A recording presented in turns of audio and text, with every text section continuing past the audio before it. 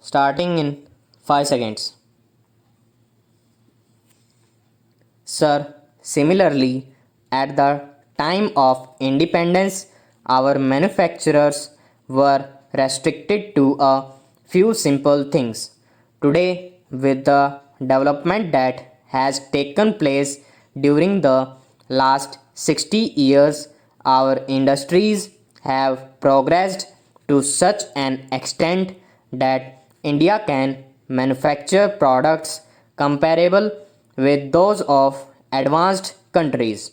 We have today reached a stage from where we can leap forward with greater energy and compete with others. Our scientists have shown to the world that they are capable of achieving the highest in the field of science. Our technocrats have proved that they can master all types of technology successfully. The path ahead is long, none can say that we have not traversed far enough during the last 60 years. We are building the India of our future on the foundations of development that have been soundly laid during these 60 years. We shall see to it that our industries grow and expand rapidly. We shall see to it that our youth get new and more opportunities of employment. We have to see that our productivity rises, prices go down, and quality improves. It should be our effort to associate our workers in the public sector units with management. We should ensure that our science and technology are not borrowed from foreign countries but develops in a way that benefits the country and also the poor people of the country. They should be able to meet our demands and requirements. We also have to see that they go ahead and see the work done in other parts of the world, meet the challenges, and show the way to the world. The most important thing, however, is that we should not allow our attention to be diverted.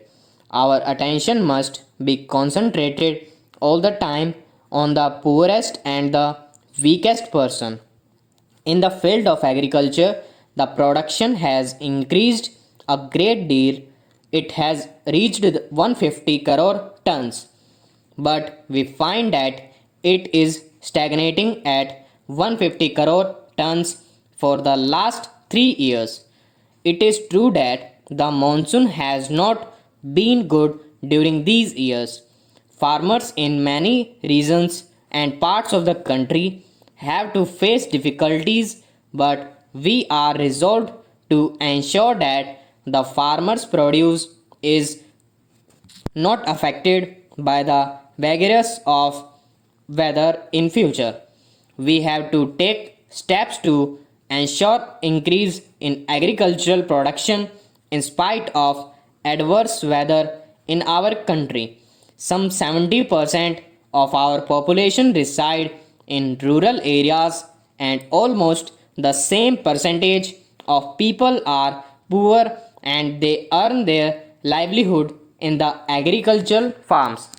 The number of agricultural laborers is much more than that of farmers. We have to pay special attention toward them. If we want to eradicate poverty, we have to begin with the farmers' fields. We have started spreading the green revolution and we are happy to see that during the last 2 years an improvement has been noticed for the first time in Uttar Pradesh.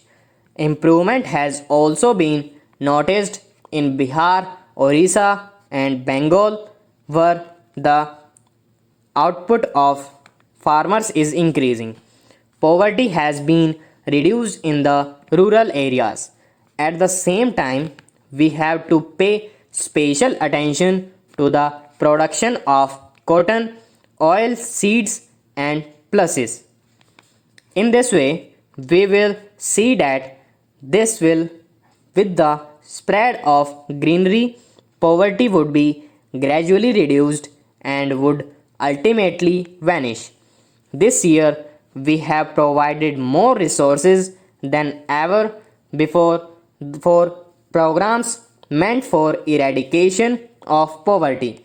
At the same time, we have strengthened the administration as part of the poverty eradication program.